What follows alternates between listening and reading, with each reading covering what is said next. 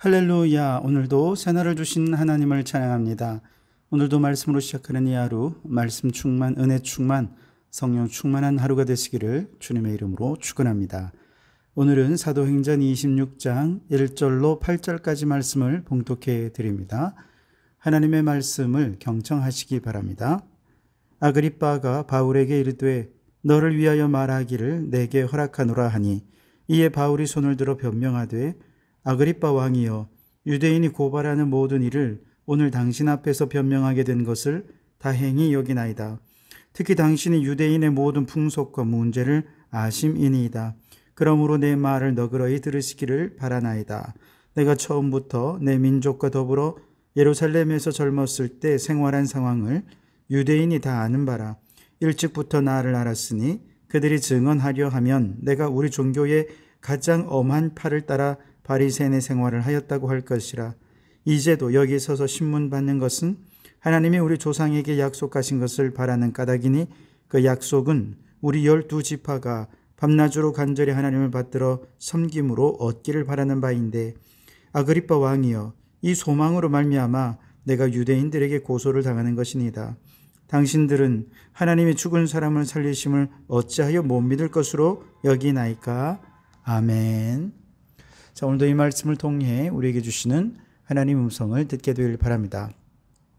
사내들인 공회를 거쳐서 벨릭스 총독과 이어지는 베스도 총독에게 계속해서 신문을 받은 바울은 로마 시민권자들에게만 주어지는 특권인 상소권을 사용해서 가이사에게 상소하기로 결정을 하죠. 왜냐하면 예수님께서 네가 로마에서도 증언하여야 하리라 라고 하는 로마 선교에 대한 비전을 주셨기 때문에 그렇습니다. 그러나 베스도 총독의 입장에서는 아무 죄도 없는 자를 황제 앞에서 신문하게 하는 것, 신문 받게 하는 것은 아무래도 걱정이 되지 않을 수가 없죠. 부담입니다. 근데 마침내 유대 분봉왕이었던 아그리빠 왕이 총독이 있는 곳을 방문하자 이 총독이 바울의 얘기를 꺼냅니다. 그러자 아그리빠 왕이 그러면 자신이 한번 바울을 신문해 보겠다, 바울의 얘기를 한번 들어보겠다라고 이야기했고, 베스도 총독이 봤을 때도 아그리빠 왕이 또 들어보면 그래도 죄를 또 발견할 수 있으니까 한번 좀 신문을 받게 해준 거죠. 그래서 바울은 다시 이번에는 아그리빠 왕 앞에서 신문을 받게 되는데요. 바로 그 장면이 오늘 26절입니다. 26장입니다. 아마도 아그리빠 왕은 도대체 이 자가 무슨 죄를 지었길래, 얼마나 억울해 하길래 가이사 황제에게 상소할 생각까지 했을까? 바울이 신문을 받는 이유가 너무 궁금했을 것입니다. 한번 상상을 해보십시오. 법정은 어두웠고 바울은 쇠사슬에 묶인 채 법정의 한가운데 서 있습니다. 그를 둘러서서 아그리빠 왕과 베스도 총독이 정면에 있고, 그리고 그를 고발하는 유대 지도자들과 법정을 질서를 유지하기 위해 로마의 군인들이 주위를 에워싸고 있었을 겁니다. 신문의 시작과 함께 아그리빠 왕은 바울에게 말합니다. 너를 위하여 말하기를 내게 허락하노라. 그렇게 바울의 변론을 허락하자 바울은 아주 당당하고 거침없이 그 어떤 변호사보다 유려한 말솜씨로 자신을 변론합니다.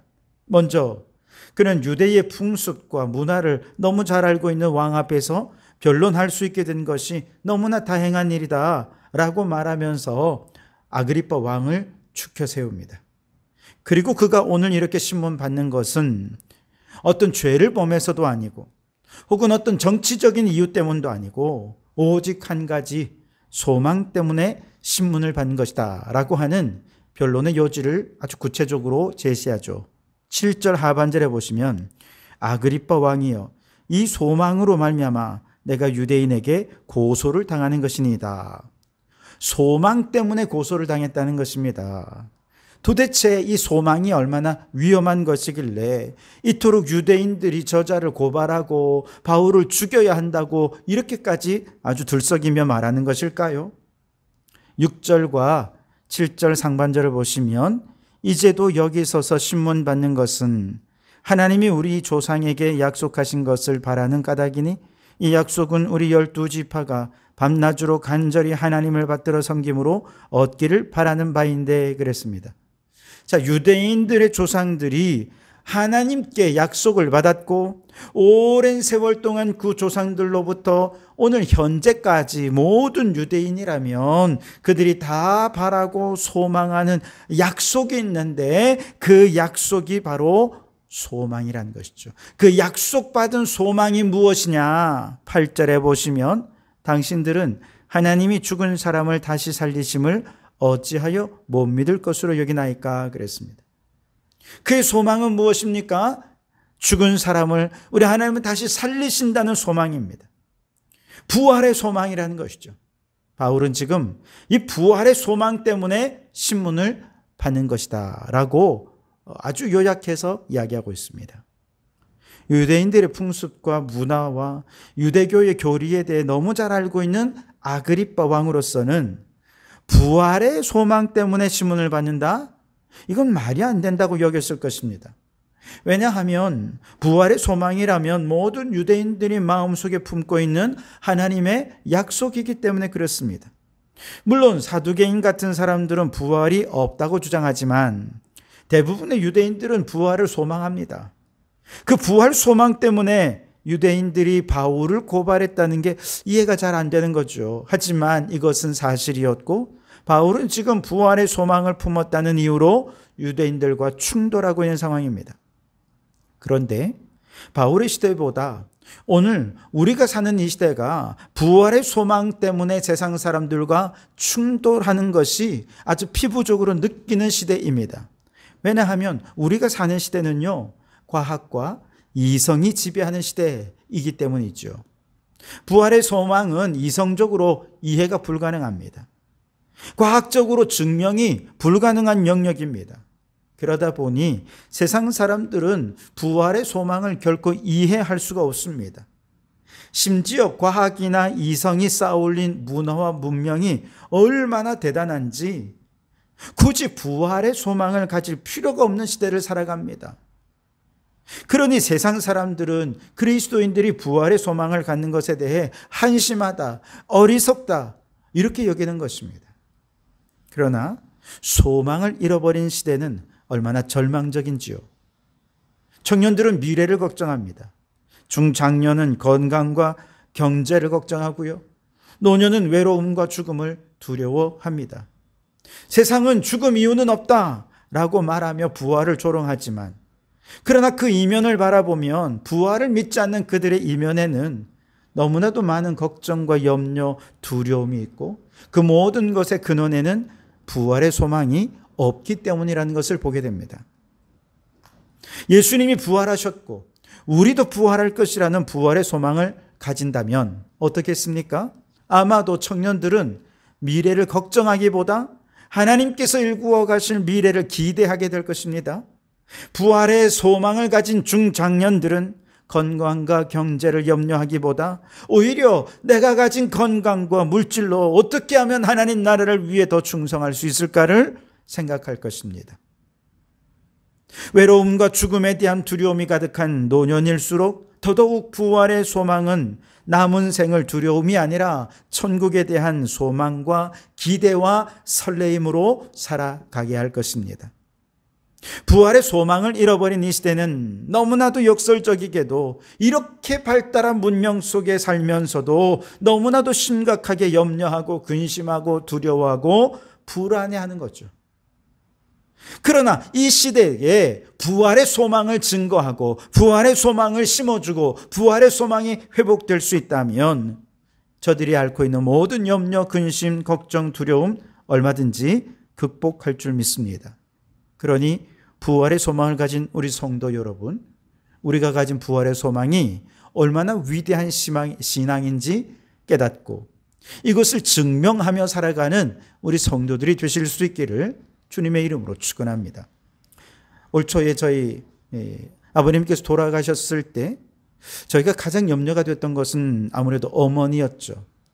평생 아버지만 의지하며 사셨던 어머니께서 아버지를 상실하셨을 때 슬픔을 주체하지 못하시면 어떻게 하나, 너무 큰 낙심에 빠지면 어떻게 하나, 우울증에 빠지면 어떻게 하나 너무 걱정이 됐는데 놀랍게도 어머니께서는 큰 슬픔 속에서도 중심을 잘 잡고 평안함 속의 장례를 잘 치러주셨어요.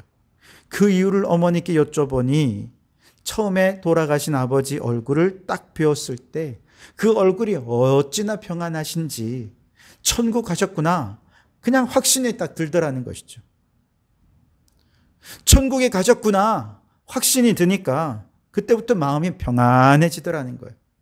비록 슬픔이 있지만 마음에 평강이 있고 부활의 소망이 있으니까 중심을 잘 잡고 장례를 잘 치를 수 있었다는 것이죠. 지금까지도 어머니께서 너무나도 잘 추스르며 살아가고 계십니다. 당시 장례를 돕기 위해 왔던 믿지 않는 여러 도우미들이 계신데요. 장례식이 아니라 천국 환송식을 하는 것을 보면서 이건 잔치구나 생각했고 많은 분들이 감동을 받았습니다.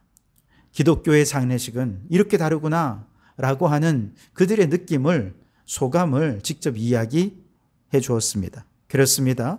죽음 이후는 없고 부활은 없다는 시대 속에 살며 세상 사람들과 충돌하죠.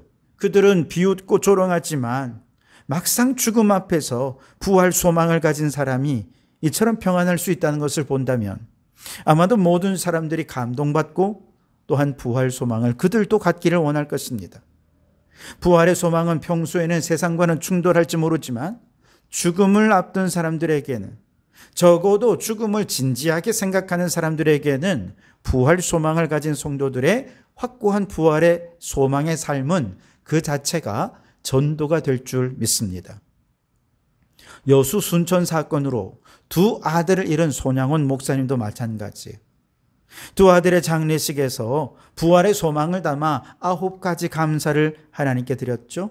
많은 사람들에게 낭독을 했는데요. 그 중에 셋째 기도문은 삼남 삼녀 중에서도 가장 아름다운 두 아들 장자와 차자를 바치게 된 나의 축복을 감사합니다.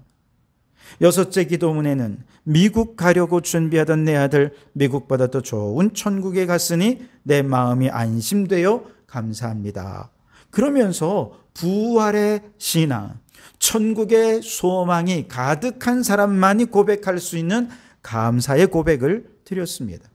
그리고 목사님은 덧붙여 말씀하셨습니다. 나는 부활을 믿습니다. 내 아들들을 반드시 만날 것입니다. 그 소망이 나를 살게 합니다.